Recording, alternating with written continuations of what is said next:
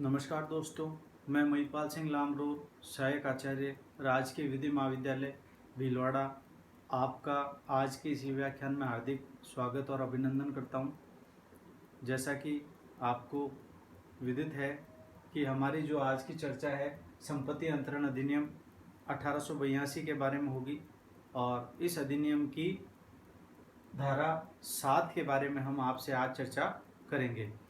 मैं आशा करता हूं कि ये चर्चा आपके लिए लाभदायक और उपयोगी सिद्ध होगी। धारा 7 क्या कहती है?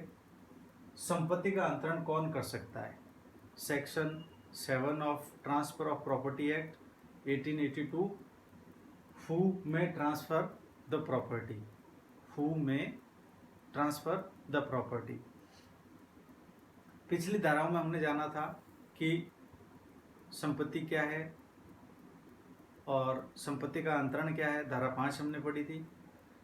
और आज हम आपसे चर्चा करेंगे कि संपत्ति का अंतरण कौन कर सकता है या कौन कौन ऐसे व्यक्ति हैं जो संपत्ति को अंतरण करने में, अंतरित करने में सक्षम है। तो पहला बिंदु जो है वो ये है कि संविदा करने में सक्षम, a person who is competent to make a contract. अब इस बिंदु को जानने के लिए हमें भारतीय संविदा अधिनियम में जाना पड़ेगा। इंडियन कॉन्ट्रैक्ट एक्ट 1872 1872 के इस अधिनियम की धारा 11 ये कहती है कि संविदा करने में सक्षम कौन होगा। तो इसमें 3 मूल बातें आई है जो किसी भी व्यक्ति द्वारा अंतरण करने की सक्षमता को अर्जित करने के लिए आवश्यक है। पहला बिंदु वयस्क या मेजर। इस धारा 7 में अंतरण का या ट्रांसफर का कोई भी पक्षकार कैसा होना चाहिए? वयस्क होना चाहिए या मेजर होना चाहिए। ये कौन कहता है? ये भारतीय संविदा अधिनियम की धारा 11 कहती है कि संविदा करने में सक्षम होना चाहिए। और संविदा में सक्षमता के लिए जो पहला बिंदु आता है वह है वयस्कता या मेजॉरिटी। तो पक्षकार कैसा होना चाहिए? वयस्क होना चाहिए या मेजर होना चाहिए। और इसके लिए ये केस आपने अवश्य ही पढ़ा होगा, मौरी बीबी बनाम धर्मोदास घोष, जिसमें न्यायालय के सम्मुख ये प्रश्न आया था कि अवयस्क व्यक्ति द्वारा अगर कोई संविदा की जाती है तो संविदा का क्या प्रभाव होता है। तो पहला बिंदु हमने देखा वयस्क या मेजर। अब हम चर्चा करते हैं दूसरे बिंदु की। दूसरा बिंदु क्या कहता है? मानसिक रूप से स्वस्थ। संपत्ति के अंतरण करने वाला पक्षकार कैसा होना चाहिए? मानसिक रूप से स्वस्थ, सेन पर्सन होना चाहिए, स्वस्थ चित्त व्यक्ति होना चाहिए। और उसकी मेंटल हेल्थ कैसे होनी चाहिए? ओके होनी चाहिए। यानी वह विवेकी पुरुष होना चाहिए, उसे ज्ञात होना चाहिए कि उसके द्वारा किए गए कृत्य का परिणाम क्या होगा। तो उस परिणाम को जानने में सक्षम कौन होता है? मानसिक रूप से स्वस्थ व्यक्ति। अगला बिंदु विधि द्वारा नियोग्य न हो। जिस व्यक्ति को विधि संविदा करने में निर्योग्य घोषित करती है वह व्यक्ति भी संपत्ति का अंतरण नहीं कर सकता।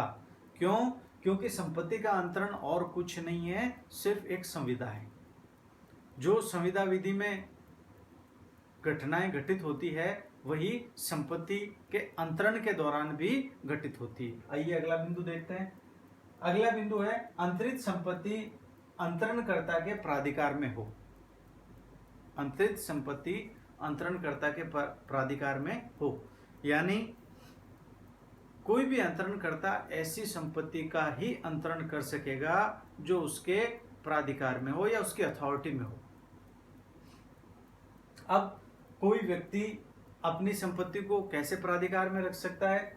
वह एजेंट के माध्यम से रख सकता है, रिसीवर के माध्यम से रख सकता है जिसे न्यायालय अपॉइंट करता है या नियुक्त करता है, निष्पादक या एग्जीक्यूटर, आपने पढ़ा होगा, सीपीसी में पढ़ाया जाएगा, निष्पादक के माध्यम से या मैनेजर के माध्यम से, जिसे हम प्रबंधक भी कहते हैं।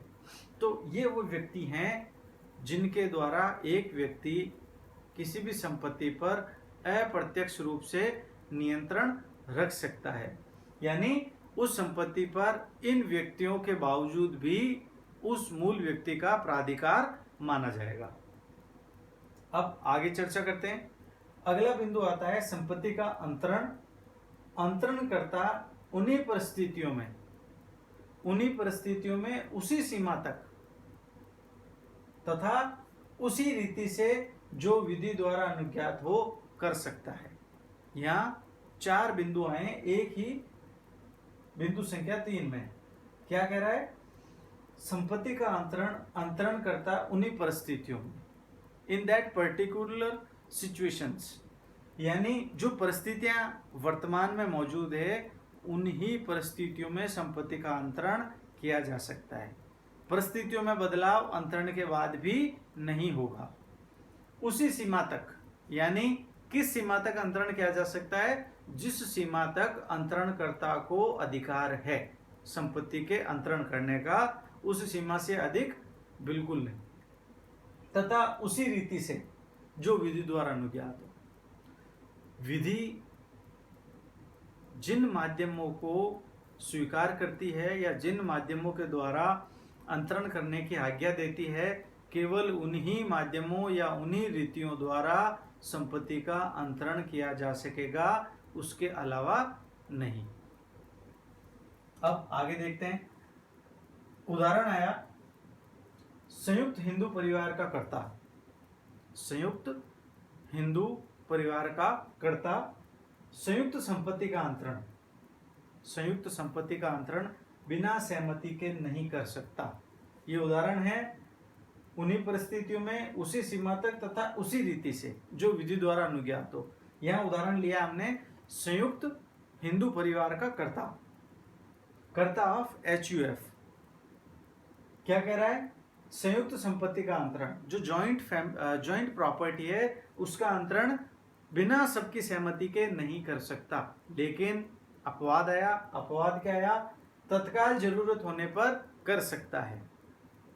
यानी जो संयुक्त हिंदू परिवार का एक कर्ता है, जो उस पूरी संपत्ति का प्रबंधक भी कहा जाता है और सारी संपत्ति को व्यवस्थित रखता है एक स्वामी की हैसियत से, लेकिन उसे भी साधारण परिस्थितियों में संपत्ति का अंतरण करने की छूट नहीं है जब तक कि अन्य सदस्यों की सहमति विद्यमान न हो। तो इस प्रकार हमने देखा कि धारा 7 यह बता रही है कि संपत्ति अंतरण अधिनियम में संपत्ति का अंतरण कौन कौन कर सकता है, हु में ट्रांसफर द प्रॉपर्टी। तो यहाँ हमने मूल रूप से 3 बिंदुओं के बारे में चर्चा की। एक बार पुनः देख लेते हैं। पहला, संविदा करने में सक्षम हो, a person who is competent to make a contract. Section 11 of Indian contract act 1872 हमने देखा, जो आपको बताता है कि संविदा करने में सक्षम कौन होगा, हु विल बी कॉम्पिटेंट।